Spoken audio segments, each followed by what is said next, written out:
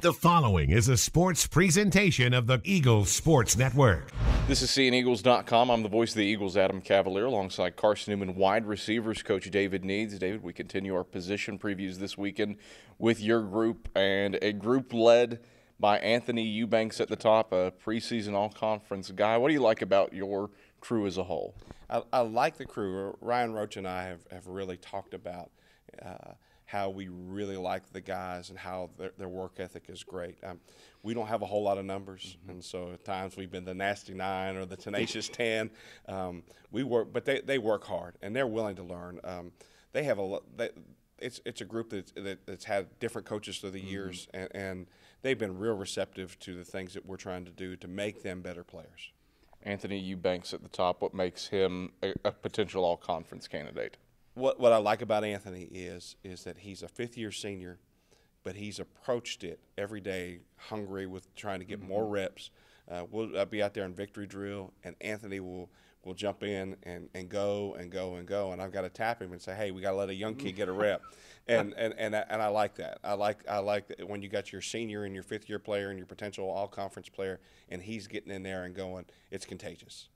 Others of note, Aaron Seward returns for his sophomore season. Trayshawn Ward is back after really being a bit of a running back / wide receiver the previous 2 years. Who else has stood out, stepped up throughout camp? Well, we got Jarrett Blahadi that's done real well. He's been kind of bitten with the injury bug since he's been here at Carson-Newman, and has really done well. And we've got other guys. Darian Harris is a freshman that's done well, but Matt Russ, Chris Seeley, guys that have been in the program since last spring that really have worked. And then you got some young freshmen like Ray Tiller and Blade Durbin and people like that are come over and have given you everything that they've got.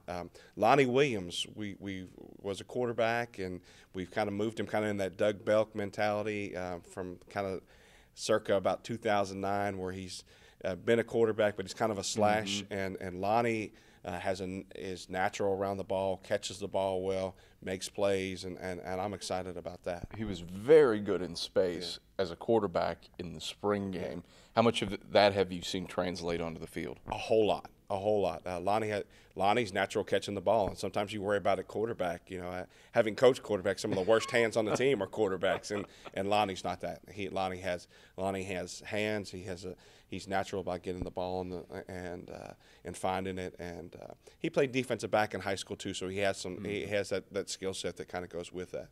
A guy we've been kind of sitting on pins and needles. Will he be healthy enough to play this season? Ison got some decent news on him that he would be available at some point middle of the year. What's it do when he's able to come back into the fold? Well, when you have Ison, you have another 6'3" plus wide receiver that's out there that knows how to block, that knows how to catch, that runs great routes, that is hungry, not load his body into a defensive back. And so you have that other dimension of another guy. Quarterbacks love big targets. I mean, it's nice to have short, fast wide receivers, but in the NFL, that big wide receiver is what they're looking for, because that guy's it's harder. The area to miss is different. And so to have Steven back when we get him back will be a blessing for sure. You look at it too, and obviously you got several guys who can catch a ball or two. Who's the best blocker on the team? Right now, I would have said, except for yesterday's practice, it would have been Anthony Eubanks. But Trayshawn Ward is sometimes like a gnat trying to take down a lion, but he has the want to, and that's amazing, and all those guys. It's something we need to get better at. And I promise, if anybody's ever played wide receiver for me, knows we're working on it, and it's something that we're going to do with pride. And anytime on the perimeter we miss a block, it's not a good thing, and we're going to make sure that we get to continue to improve to do that. David, thanks for the time. Thank you. Carson-Newman wide receivers coach David Needs. I'm the voice of the Eagles, Adam Cavalier, and this is seeingeagles.com.